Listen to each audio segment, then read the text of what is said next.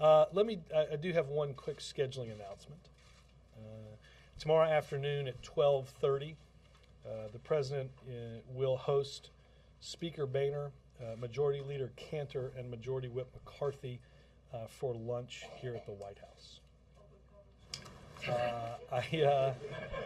I don't know that they've set out that many plates, Ms. Compton, but I know the President's looking forward to a productive lunch. We'd love to go. I will share that with the clerks. Yes, ma'am. Well, I guess just quickly on that meeting, is there anything on the agenda that you can tell us about? Well, look, I think that the President looks forward to discussing all issues, foreign and domestic. Obviously, without a doubt, there'll be, I think, a heavy discussion on the economy and on spending. And I think the President will have a chance to talk through with them many of the things that he outlined in the State of the Union. And I have no doubt that they have their cares and concerns as well. Will he be giving them any guidance on what's going to be in his budget? No, we will save that for them and for you for Monday. And then just a few questions on Egypt.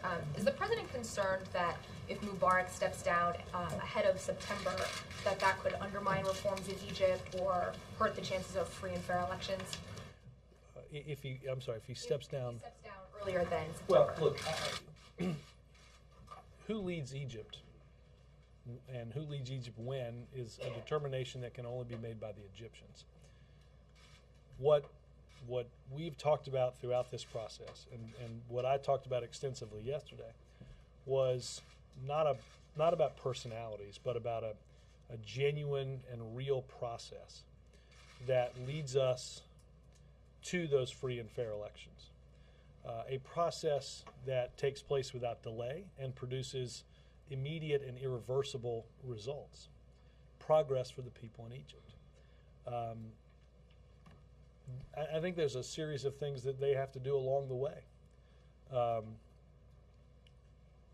The dialogue has to be real in order to produce that real change. I think first and foremost, as we've talked about throughout this, the government has got to stop arresting protesters and journalists, harassment, beatings, detentions of reporters, of activists, of those involved in civil society. We would call on all of those prisoners, as we have, to be released immediately. We believe that there has to be a process, that in this process that results in free and fair elections, that the emergency law be lifted, as we've talked about many times, that specific constitutional changes are made, and that we take concrete steps, as I've said, to free and fair elections. And I would also add this: I think the rhetoric that we see coming out now that simply says that somehow what you see on TV has been drummed up by foreigners is at great odds with what we know is actually happening on the ground. So I think that the process of who leads Egypt will be determined by Egyptians. But what we need to see now is continued progress by the Egyptian government to make these important, real changes that demonstrate progress for the people. But you have officials at the State Department who are saying that the chances of those changes being able to be enacted would be lessened if Mubarak resigned ahead of September. Well, I want to be clear. I speak for the President of the United States of America. We are not here to determine who leads Egypt and when they lead Egypt. That is a problem that only Egyptians can solve. As I said yesterday, there's no doubt there will be. This is not going to be an easy road. There will be bumps along the way, but it is important that the process that the government undergoes through negotiations with those that seek the representation that they deserve, that it be done in a way that's broadly inclusive. We're not here to determine who leads Egypt. We are, and I think the president was quite clear, the people of Egypt are not going back. They've moved forward, and they're going to continue to move forward, and they're going to need to see progress from their government. And then just finally, has Vice President Biden spoken to Vice President Suleiman today? Let me get a full read. I do believe they have, I don't know when they spoke precisely. I will try to determine that. But one of the messages that Vice President Biden and a whole host of government officials have delivered at all levels of the Egyptian government are many of the things that I outlined. Stopping the beatings and harassment and detentions, the release of those that have been held or detained, the release of political prisoners, lifting the emergency law, concrete constitutional changes that need to take place, and concrete steps that move us toward that free and fair election. And as I said, most of all, I think the notion somehow that what we're seeing is drummed up by foreigners is there's absolutely no evidence that that's the case. Yes, ma'am. Robert, Egyptian Vice President Suleiman has said that there is a timetable for a peaceful transfer of power, and he said today that this process is on the right path. Is the president satisfied that the process is on the right path, or does he want to see something more tangible? Well, I think less important is what we think, and more important is what the people of Egypt think. There are certainly reports that that those that are out protesting today exceed what we've seen in the past several days. I think that is as good an answer for the Vice President of Egypt about the progress that the people in Egypt see and feel. It has to be tangible. It has to be real. It has to be immediate and irreversible. Yesterday I think the Vice President Suleiman made some particularly unhelpful comments about Egypt not being ready for democracy, about not seeing a lift of the emergency law, and I don't think that in any way squares with what those seeking greater opportunity and freedom think is a timetable for progress. But again, I think that's going to be determined by the Egyptian people. Whether or not the government is taking those concrete steps can't be arbitrated by us. We can't do play-by-play on each and every step that they take. That's going to be determined by the reaction in Cairo and throughout Egypt by the people of Egypt. Well, you certainly have a stake in that process going smoothly. We have a stake in stability in Egypt, in regional stability. I think that's been a cornerstone of what we've seen over the past 3 decades. As I said here on Friday, and I think as you've heard the president say, the threat of instability, and you see this again today with the swelling crowds, the threat of instability is in not making that progress, and in not letting the people in Egypt see that the steps that are being taken along that process are real. It's something that they can feel, and it's something that will end in free and fair elections based on a discussion that is had with a broad range of Egyptian society. Just one other topic briefly. On the proposal for the aid to states, are you concerned that critics may call this the jobless aid to states? Right. Oh, I see. Going to propose in the budget. Are you concerned that critics may call this a bailout for the states? No, in fact, in many ways it prevents in the future from having exactly to do that. Obviously, some states have experienced even greater economic downturns than we have on average at a national level. It's put pressure on the unemployment insurance funds. The president's proposal does 2 things that are most important. It prevents increases in the federal tax that goes to the unemployment insurance fund, and that's tremendously important given where we are economically. But it prevents it prevents future state bailouts, because in the future states are going to have to rationalize what they offer and how they pay for it. We are giving help to some states who have had to borrow and not been able yet to pay back, which would legally result in an increase in the federal share that that is gotten through a tax on businesses, which we don't think makes any sense right now. So let's, in states that are overdrawn on this, ensure that we don't place an extra burden on them. Let's give them some time in an economic downturn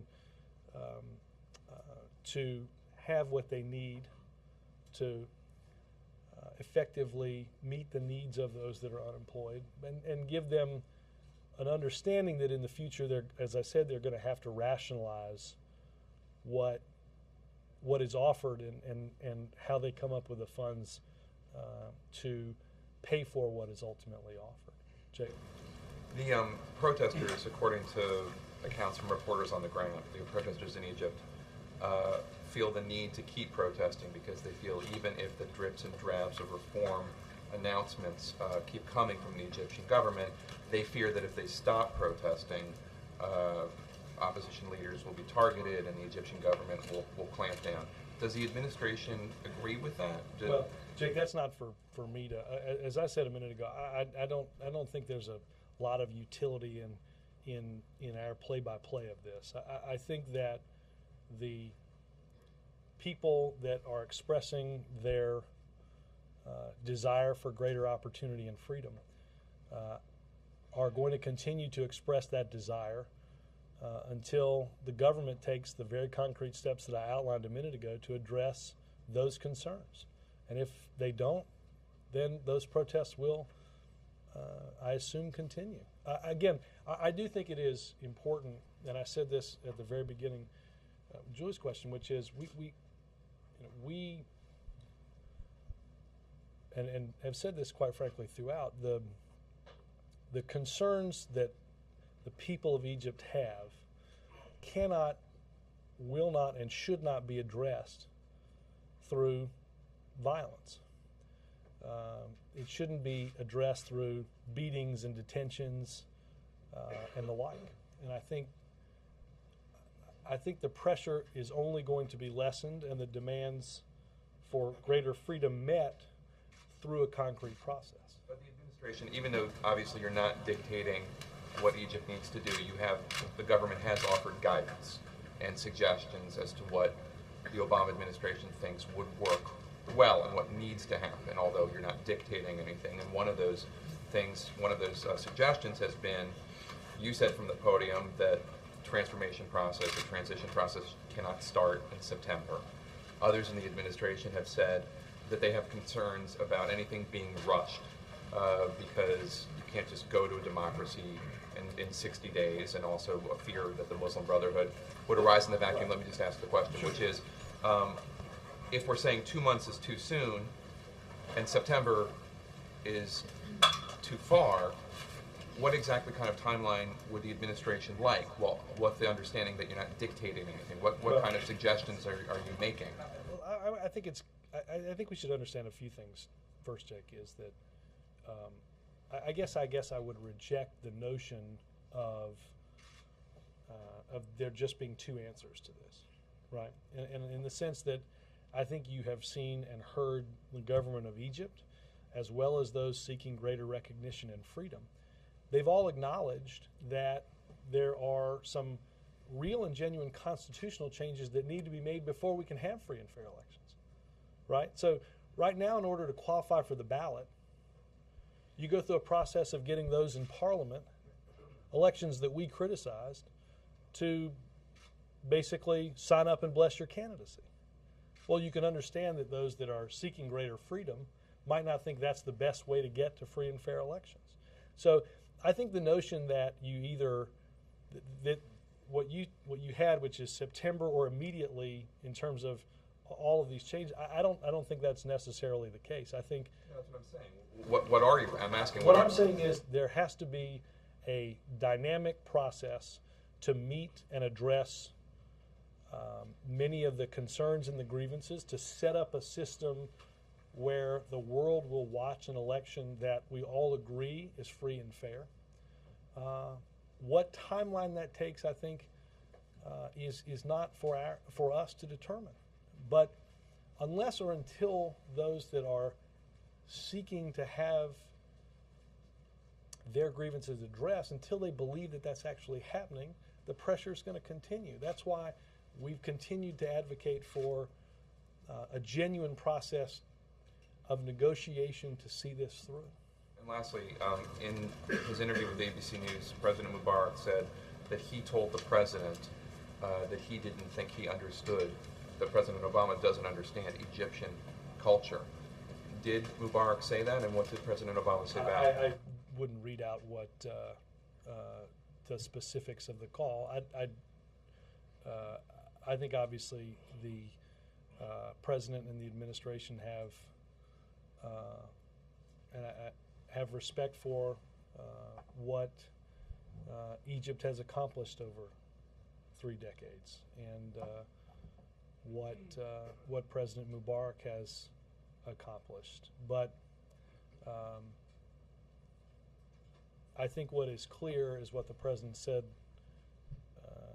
has said over the past few days. The people of Egypt have moved, and they're not going back to what was.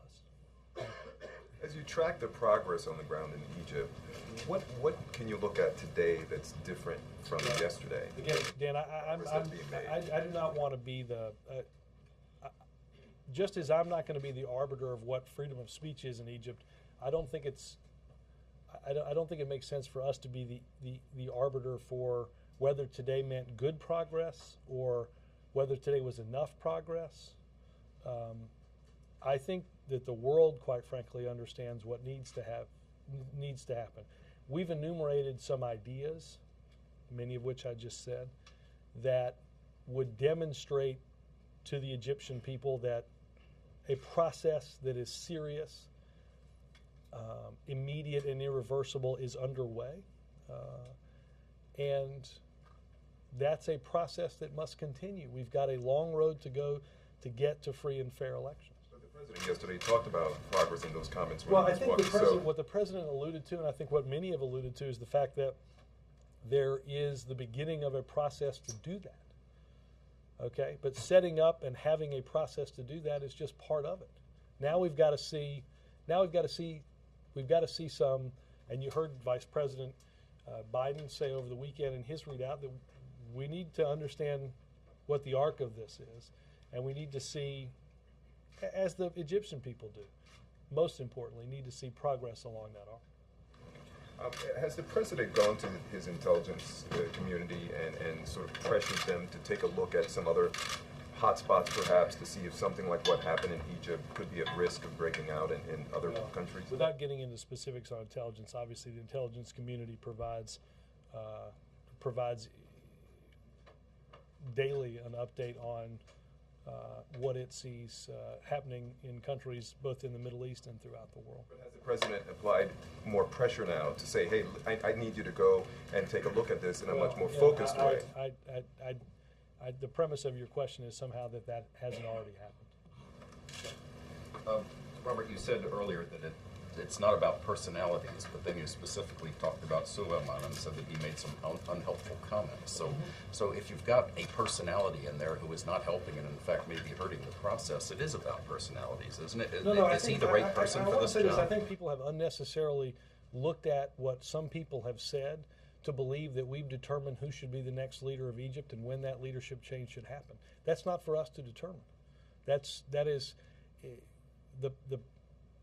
the vice president is, I should say Vice President Suleiman, has been tasked with the process of including opposition groups, those in civil society who've not been represented in government, to institute a series of negotiations along this process to end in free and fair elections. That's a process we support. That certainly has to happen. But the notion that we've somehow laid hands on a particular person to to lead Israel, or, I'm sorry, to lead Egypt is just not the case. I'm not saying that you've laid hands on him to lead, but you certainly could voice an opinion that he's not the right person to be in there if he's saying unhelpful things. Well, look, I was pretty clear yesterday on what I don't think anybody in the world thinks represents progress. The process, though, Chip, we cannot determine every actor in that process, the timeline of every action in that process. But you could have opinions and say, we would prefer he not be there. And as I said a minute ago, I'm not going to be the play-by-play announcer, and neither is this administration, for what represents progress in Egypt. Chip, we're just not, the people in Egypt are not looking for anybody in this country to tell them what constitutes the meeting of those freedoms. Why would we think we could do that? Why would we think that we could determine who should be in charge of? That is only something that can be determined by those that are in Egypt and those that are taking part in that process. I do think, Chip, that the world will know, and we will see it through the eyes of those who desire greater representation. We'll know if progress is being made at a pace in which the Egyptian people believe it should be happening. And that's, I think, what we're all watching. I think you're right that the Egyptian people and even the protesters understand, Go ahead. you're right that the Egyptian people, the protesters, you are just so right. It's his last week. Yes, I know. I realized it. I can hardly extraordinary, wait to see what you say on Friday. But he's not a play-by-play announcer. Right. You guys, somebody can update the video. I'm not a play-by-play commentator. Yeah, but actually, It would be a good gig, let me tell you. Yeah, the protesters say they understand the United States is not in a position to determine what happens here, but on the other hand, they are so deeply frustrated that the president says the right things about human rights and universal rights and freedom of speech and everything else, and then they don't understand how he can then not demand that Mubarak and Suleiman get out of there, since they're the people who have implemented this oppressive system for so long. But then I guess the question would be, I guess you'd ask the question, well then, would you have us determine who that next person is? Would you have us determine what this council looks like that does this? Would you have us determine what that council can debate matches the definitions of freedom of access and freedom of speech and freedom of assembly? That is not a task or a series of tasks that I think many in Egypt want us to do. And I don't think that the cares and concerns of those that we see each day is going to be met by a process that it's dictated by somebody else. It has to be a process that involves directly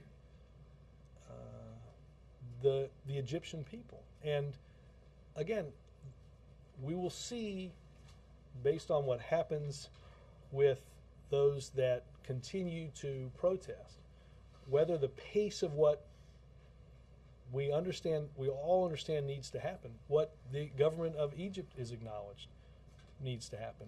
We will all understand if the pacing meets the demands. Real quickly, the lunch tomorrow, is that going to be a regular thing, a weekly thing? I don't think it's a weekly thing. I know we had Senator McConnell in, I think, late last week. I think the president, as you heard him say at the beginning of the lame duck session, that we needed to do better to reach out and have those discussions, and I think this is certainly part of that. Just the four of them in the room, the three Republicans and the president? That's as I understand it. And Ann, of course, from the, go ahead. Robert, is the president comfortable if Mubarak stays through September? Mike, I don't know how many times I can say two things. We're not going to be the play-by-play commentators, and that's not for us to determine. That is... At one point last week you said the transition needs to start yesterday, and the impression we all got, I think, was that Mubarak needed to go. So now I'm just trying to get a sense of whether... But I think we've been very, very clear and very, very consistent that we are not going to pick those leaders. We are not going to, as I just said, we're not going to define the membership in this process. The transition, remember that the transition we will see throughout this process happen many, many times on the road to free and fair elections. And quite frankly, there's a lot to do in that process. The fact that that transition has to start, as the president said now, and as we've repeated since, it's because many of the things that I outlined are going to require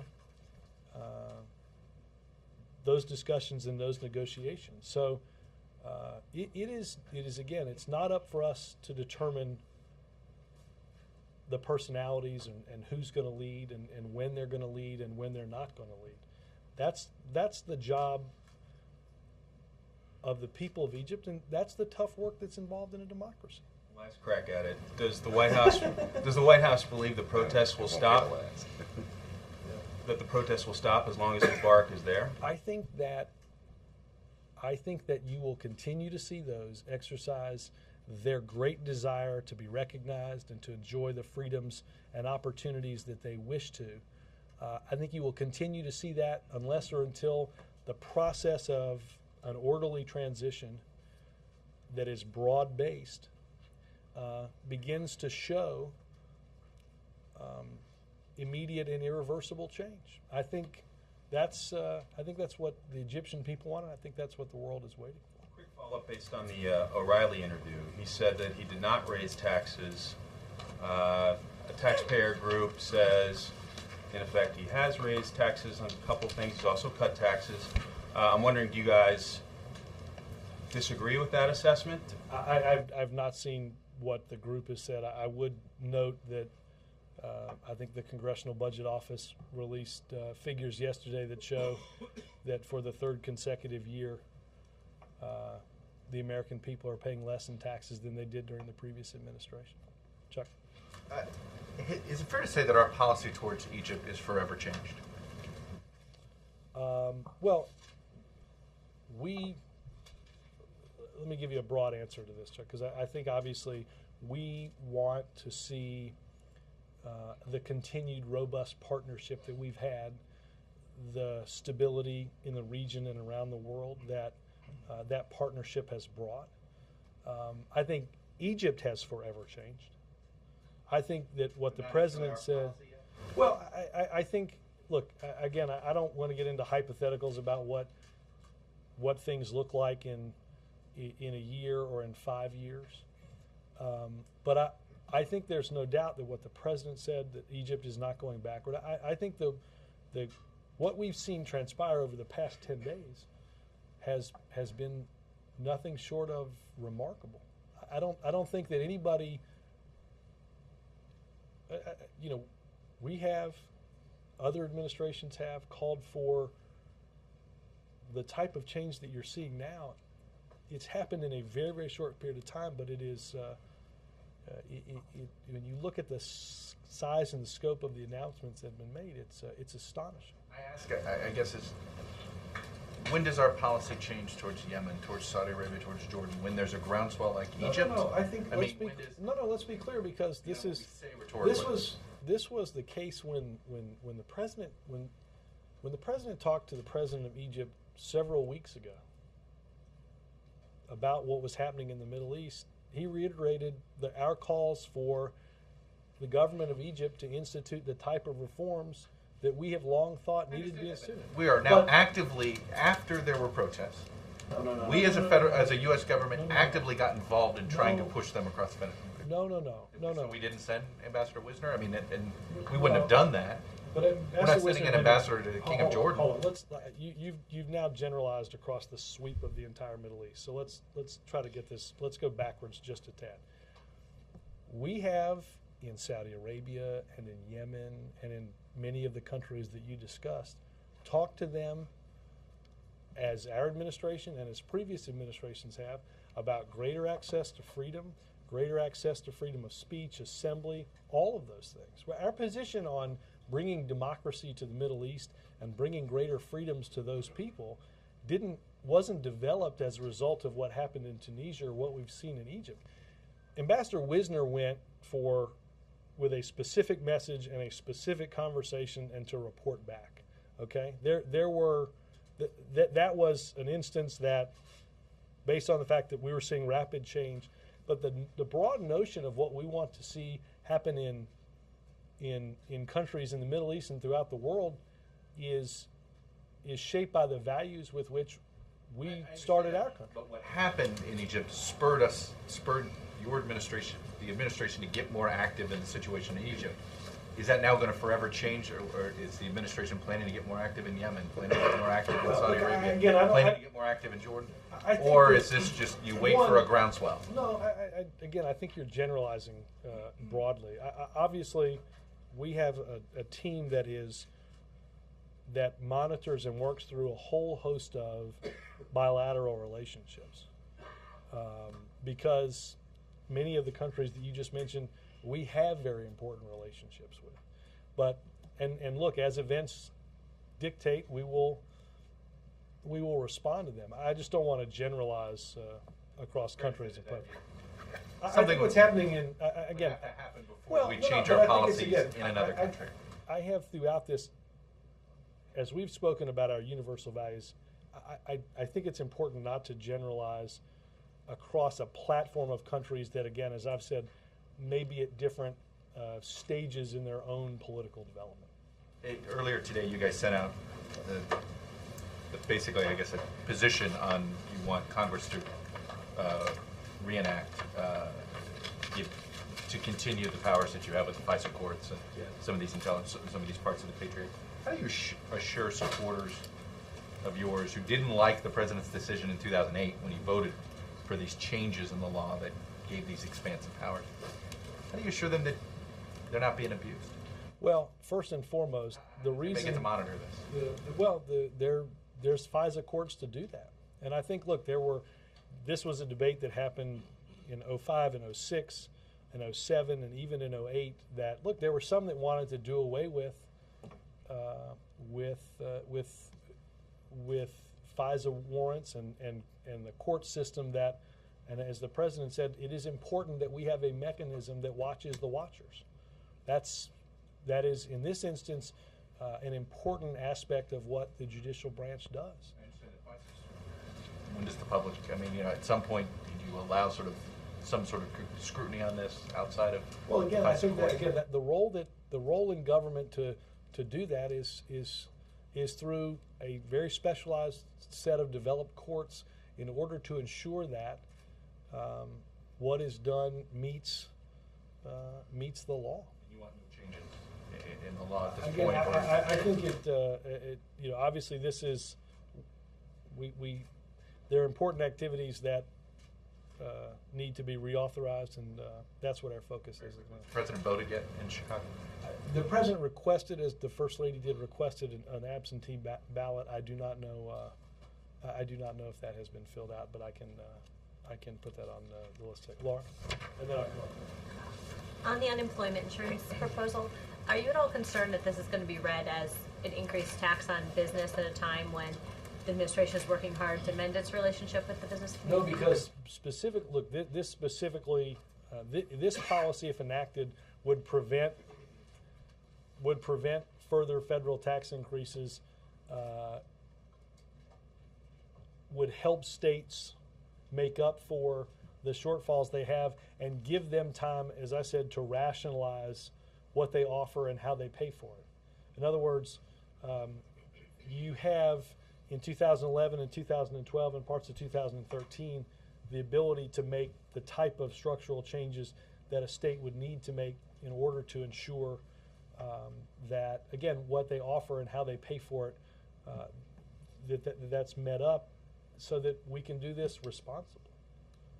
Do you think that the states are going to take up the opportunity to increase the tax?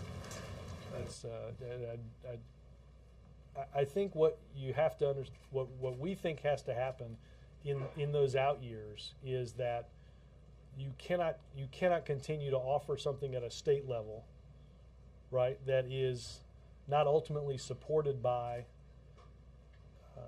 the base with which you're funding it, right? Those are the discussions that are happening have happened for many years at the state level. They're happening now at the federal level in terms of getting our fiscal house in order. And I think that whether it happens at the federal level or the state level, we have to make some tough decisions about ensuring that we can pay for what we're offering. And just one other issue. How does that, in terms of the announcement from the Vice President today about the rail investment, how would you pay for that? That will be in the budget on Monday. Yes, sir. Okay, thank you. Back in 1979, President Carter was criticized for allowing the Shah to come here for medical treatment. If it came to the point where Mubarak had to flee, would the U.S. allow him to come here? I think getting into that sort of hypothetical at this point doesn't make a lot of sense. Your comments on the CBO report. Didn't the report actually say that Americans aren't paying so much less in taxes, but tax receipts are down because so many people have been laid off? Would you like to clarify your point? No, I'd point you to the report. Yeah. Robert, accurate to say that the administration has extended its, for want of a better expression, expectation timetable for change in Egypt? I think it is accurate to say that Vice President Biden, in discussions with Vice President Suleiman and discussions that we've had government to government, we want to understand that they have a timetable to make change. Yes. What would you say to someone in Egypt who, especially people on the streets who have told reporters there that they think that the pressure from the United States for change is easing up after hearing some of the things that have been said in the past couple of days? Well, I hope they'll listen to what we've said. I don't think I've. I think if there's anything, I don't think I've eased up in any way. I don't think that.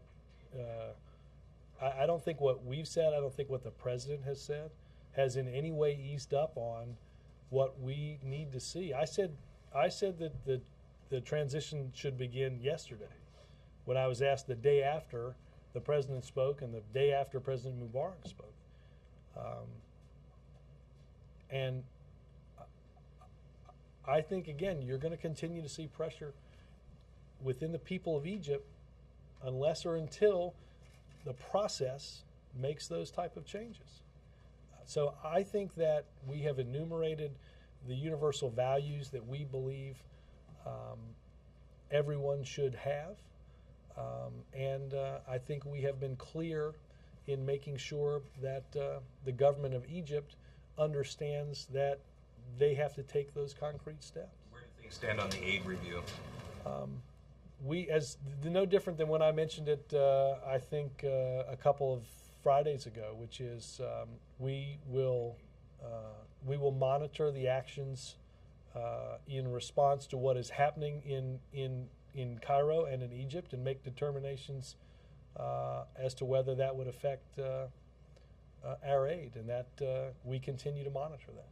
Yes, ma'am. On the unemployment insurance aid to states, is that the primary way that the administration sees the federal government aiding states with their fiscal situation? Well, look, this was obviously a particular situation because, as Laura mentioned in her question, if states are borrowing off of a UI account, not able to pay that back, then the law says that the rate has to increase at a federal share on businesses. We don't think that makes sense right now. We think that we ought to make sure that that doesn't happen, that states have a chance to rationalize, again, what they offer, and that in the meantime, we're helping other states that might fall into things that you've seen in Michigan and South Carolina and Indiana with that fund. We expect other proposals in the budget that would go toward helping states with their fiscal. I shouldn't preview the budget. And also, does the administration consider the fiscal situation that states are facing to be in crisis category yet? Well, I think that without getting into a specific word or series of words, obviously, I think at each stage of or each year that we've been in office, you've seen tremendous shortfalls. Obviously, there are a number of states that are experiencing particularly acute shortfalls, and that has an impact on the economy. On the lunch tomorrow, talk about the thinking behind having just House Republicans as opposed to House and Senate, or Republican and Democratic leadership. Well, look, I think the president will take an opportunity to see and to meet with a whole host of different leadership entities and things like that. As I said, I think it was Friday that Senator McConnell was here to have lunch with the president. So I think over the course of the next many weeks, you'll see folks in here to see the president and the administration as we move forward. Is there a sense that he can get more done if it's just Republicans as opposed to the Republican and Democratic clash that might come from having the leaders of both parties there? Well, I think that, again, I go back to draw on what the president said in December, or I don't remember if it's December or November at this point now. It's late last year that he needed to do a better job reaching out, and I think hearing what their concerns are, and quite frankly, understanding that the House Republicans now play the important role of governing half of the legislative branch. They're involved in the responsibility of governing, and I think an exchange of ideas on the issues that we face are important. And on a different issue, since this is your last week, do you have any advice for your successor that you'd be willing to share with us? No. We have had many private conversations about that. Cotton. One domestic and one international. If Israel is threatened by any of these new governments or by Hamas or Hezbollah, if its existence is in danger, would the U.S. come to Israel's assistance? Well, I think regardless of the situation facing any government in the region, our friendship and our friendship, our partnership, and our alliance with Israel is unchanged. And on this Washington Post story about wealthy taking up arms, and this very interesting story, what's that say about the level of confidence of the American people in a criminal situation? I read a lot this morning, but I don't know that I read that one. You can look at that. I will. Back to the Yes, Vice President Suleiman. I just want to be clear about the call of the Vice President. I gather did the administration see Suleiman's remarks and say, we got to say something to about this? Was it to object to that? Well, I objected to and said that I thought what he said yesterday was unacceptable in this process. Is that what prompted the call? No. I think that as we talked about yesterday, I think there's a counterpart-to-counterpart relationship with Vice President Biden and Vice President Suleiman as a continued channel to discuss the process and the pathway to free and fair elections. On that process, one of the criticisms that's been made of it is that it has not been terribly inclusive at this point, that a very small subset of the opposition has been involved. Has that point been made to the parties? It has, and I both privately and publicly. Again, unless or until there's a broad base of those that are not currently represented in government, unless or until those are involved in this process, I think you're going to see the reaction that you see from the people of Egypt. Yes, sir. One other thing, if I may, there have been reports that the three-way meeting, American, Pakistani, and Afghan foreign ministers, is now in some question because of the continued detention of the U.S. diplomat in Pakistan. Is that true? I think State's got better details on that, and I'd point you over there. Yeah. Thanks, Robert. As you wind down here, have you given any advice to your successor on press policy, on access, and do you have any regrets about? I should probably take all these questions. Do you have any regrets about? Do you have thoughts about things that have gone on the last 2 years that you wish had gone better? Oh, let me tell you, I'll say this, and I don't want to answer for you all, or I don't want to answer for anybody in the country, but I think if you do a job for a specific amount of time and look back and say you wouldn't have done anything differently, you probably haven't spent a lot of time thinking back about what you did. I mean, look, I take my transcript home every night and I read my transcript. And I think if there's a time in which I've read that transcript that I've thought, wow, perfect. I did it all just. I mean, it may happen on Thursday night. We don't brief that day, but I mean, the notion that somehow you don't look back and think you would have done things differently. Look, I will have quite a bit of time to more aptly focus on it. I will say, look, I think, and I'm going to go back to Ari because I avoided doing this, and you repeated his question almost verbatim, and I swallowed the hook. Look, I think you have to have.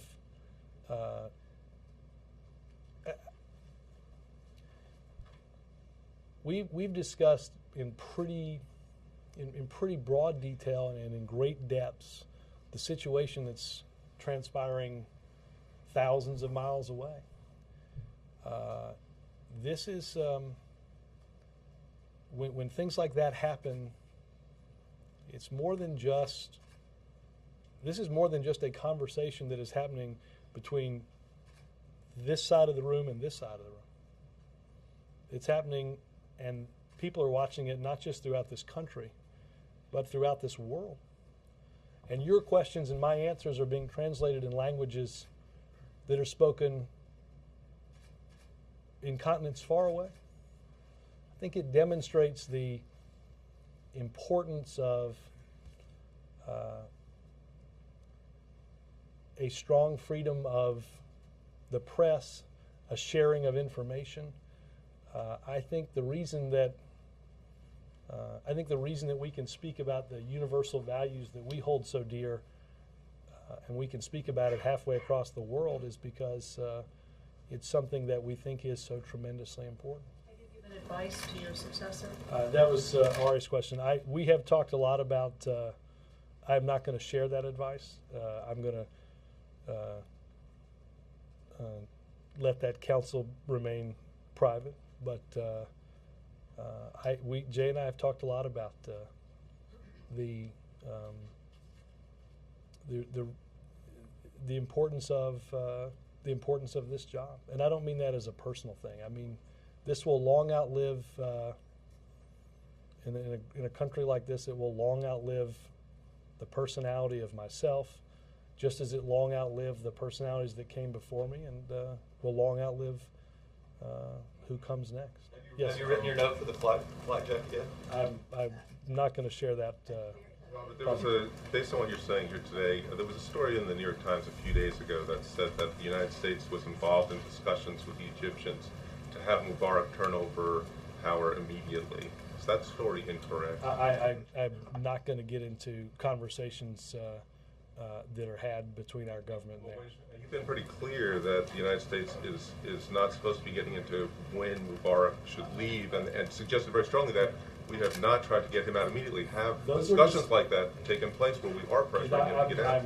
I am not going to get into the details of every conversation that is had with our government and other foreign governments, but I want to be clear that these are decisions that can only be made by the Egyptians. So the United States has not tried to remove Mubarak from power. I don't know how many times I can answer the same question. No, I am. You're just not accepting the answer. Okay, one other quick question. You talk a lot about what the Egyptian people want, and I think everybody would agree that the Mubarak regime is a repressive regime, and we do know that there have been a lot of very passionate people out in Tahrir Square, but how do we actually know what the Egyptian people want? Well, but see, Keith, that's why we're not the ones who are checking off on what the process has to be. Again, as I said, but you told what the Egyptian people want several times already in this briefing. What I'm wondering is, and they may want exactly what you're saying, but how do we know what quiet people, working class people who are not out there? I think the reason that you can ask me questions about why the Egyptian people don't think they have greater freedoms is because those freedoms are enumerated in many of the stories that I read around from different outlets around this room. It's written on signs in Tahrir Square. It's held up by people. But again, Keith, I think what is... People out in the mall with lots of signs, that doesn't mean that the majority of American people support whatever they're out there for. Keith, you are enumerating far better than I could why it is not for us to arbitrate. Now, if somebody holds a sign up on the Washington Mall, it may not constitute the majority of opinion in this country, but it probably constitutes the majority of the opinion that person holds. And guess what? This is a great an exciting country that allows anybody to walk out on the mall with a sign that expresses their viewpoint. But that is what you are saying is the exact reason why our government isn't going to determine the definition of individual or group freedoms in a country like Egypt. We can talk about the universal values of free speech, of freedom of assembly, freedom to communicate across the internet or social networking, but it is not up to, and it should not be up to, our government or some entity in our government to determine what the scope of freedom of speech looks like in Egypt. That is for the precise reason that we give the answer that this is up to the Egyptians. It's not a way of just simply saying that phrase over and over again. It's what we believe. You're saying that you're insisting on them doing certain things, and you're justifying it based on the will of the Egyptian people. I've heard you say it many times. It's not just a totally hands-off process. And I'm not saying I don't know what they're. I think you should just go get any newspaper or turn on any television set inside of this building, and I think you'll see many. Do I know every person's concern in Egypt? I will go way out on this limb and say I do not. But I don't think you have to have. You could pull up your rabbit ears and figure out what people are concerned about in Cairo because it's all over the TV. Good. Just a question about Senator McConnell's meeting here last week. Was it just the president and It was Senator? just the two of them. And what did they discuss? Same thing I think that I talked about that I think will be discussed in the lunch tomorrow. President have any Democratic leaders over last week at the White House? None that I'm aware of, but I will double check. Thanks, Robert, thank you, Artie. On the issue of the meeting and finding common ground and civility, realistically, how long does this administration think that they're going to be able to have civility and finding common ground, this whole era of that right now, as we're walking into presidential campaigns and things of that nature? Well, I don't know how many months a presidential campaign is away, but it's a long way away. And April, there are important things that have to happen in Congress and around the country to meet the concerns and to meet the problems that we face, the challenges that we have that are required that we take action on well in advance of the calendar of a presidential election. Right now, Look, this town is. That's what happens in this town. That's what. But I think the clear message from the American people in the election was that they don't need that. They don't want that. They're looking for two parties to be able to sit down and have those conversations and work out answers to those problems. I think it's what's required. It's not what may happen. Now, also, I asked you last week about the president's involvement in Rahm Emanuel's. Yeah, let me. I will ask. I will see if I have any update on that after, or if I find out if the president and first lady have voted. I asked you something about your departure. You consciously made a decision to leave, but from day one, you have enjoyed that podium, and you want beyond professionalism. As I've said 100 times, well, probably 10,000 times, if you didn't enjoy some element of this, you'd do it for about 3 days, and you would turn in your pass and hope no one ever found you again. If you don't, I mean, the truth is, if you don't have some enjoyment in. Should we be judging you on that negatively that you enjoy this? I assume you do too. Well, some of you have contracts that require you to sit. Gray area. There's no gray area. Look, again, I think. Look, first of all, I don't want to turn this into my fond farewell. It is. It's the least favorite topic I have, which is me. But I think what's important is, like I said, I think if you were to have somebody in this job that didn't enjoy doing this job, like I said, it is one of the most challenging jobs I think that is had in all of this government. For the precise reason of we're up here talking about a subject that can influence what happens 10 miles and 10,000 miles away. But if you didn't have some enjoyment in doing this job, like I said, it'd compound how you couldn't do it long. Yes, sir. There's some skepticism about the president's call for corporate tax reform because he hasn't produce key specifics, like what the rate should be, what the treatment of foreign taxes should be, what is the difference between a preference and a loophole, in his opinion. How long do we have to wait for the specifics of this plan? I think it's important to understand that this is not going to be, we put out a plan, we say, hey, this is our plan, take this or leave this. You know, I think the president started a series of discussions about this with business leaders at the Blair House. Those conversations with Secretary Geithner have continued to happen. This is a process that is not going to take a matter of days or weeks. It's going to take months, if not years. So I think this is a long process that will involve stakeholders at all levels, with both political parties weighing in on their ideas about how we meet the goal of reforming the way corporate taxes are done, lowering that rate, but keeping it deficit neutral. Yes, ma'am. I have two questions. Yes, going back in Egypt, you said many times that you praised the Egyptian army. Considering the history of the Middle East, many of the current and previous leaders came from in a military coup d'etat. 3 of the men in charge of the transition now in Egypt, Suleiman, Shafiq, and Tantawi, are military men. Do you really trust them that they will lead the transition to a free and free election? Two things. One, I think we have rightly, I think, given some praise to the actions that haven't been taken, that many feared might be taken, with an army deployed and hundreds of thousands, if not millions, of protesters. I think it's important also that we talked about today, and we have talked about this previously, about continued restraint and adherence to nonviolence, and an assurance that anything involving harassment or beating or detention is ended immediately. So we will continue to watch, as I've said throughout this, the process of their reaction. Secondly, again, I think the determination about the progress that's being made toward free and fair elections will be determined by those in Egypt.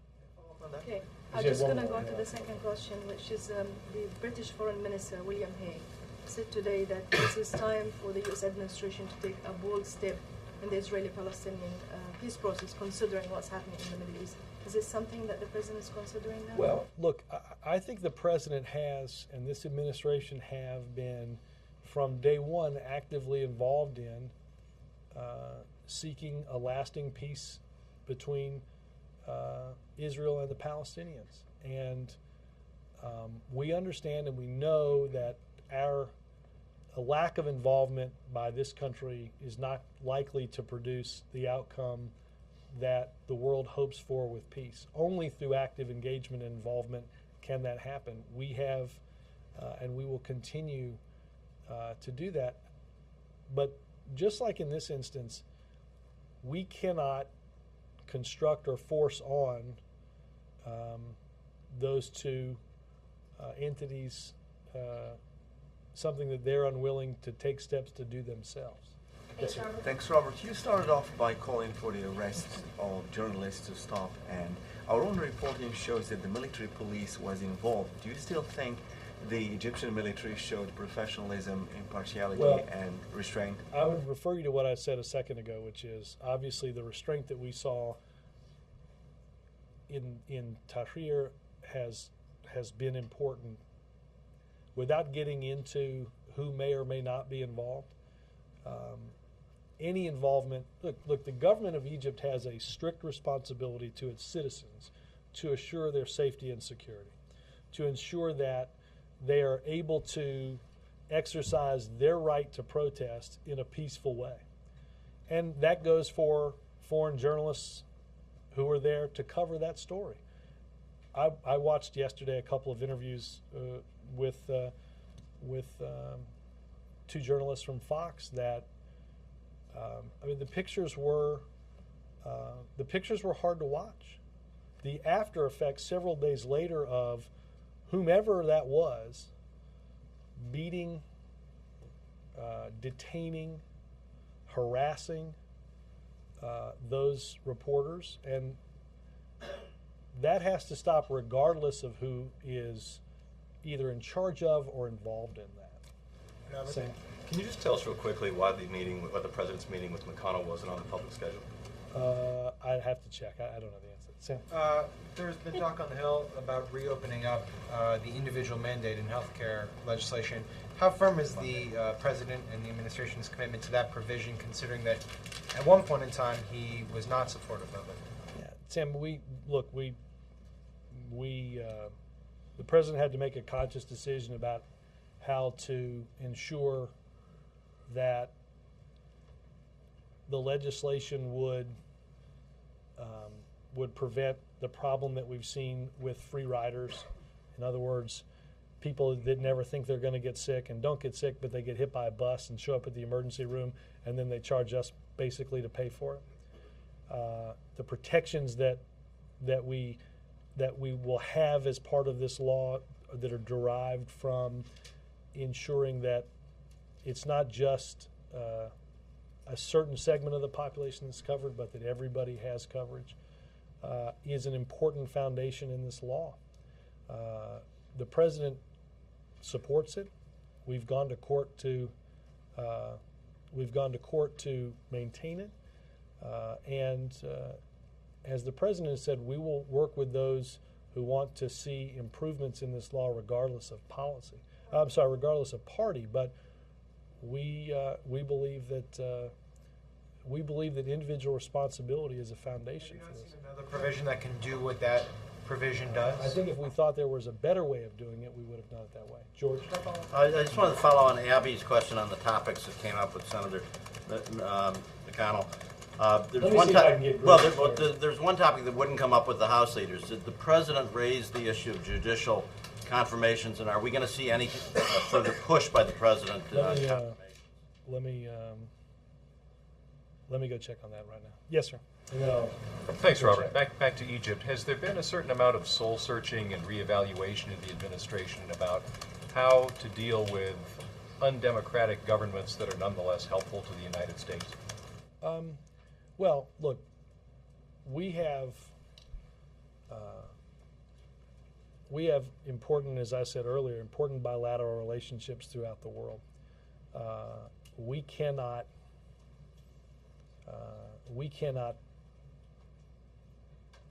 institute or force change on any of those governments. We can speak out directly, privately and in public, on the universal values that we support. And I think what you've heard the president say, and I think what my guess is governments throughout the world are seeing, is that what happens in a country when a government appears not to be responsive to the needs of, the concerns of its citizens. And I think, as the president has said, each and every one in government has the responsibility to do that. Savannah? We just had a wire across that said the First Lady said the president has now quit smoking and hasn't smoked in almost a year. Just wonder if you know anything more about that. I think that goes along with what I said. I don't remember when we last discussed this. No, I said we had. I said he hadn't smoked in.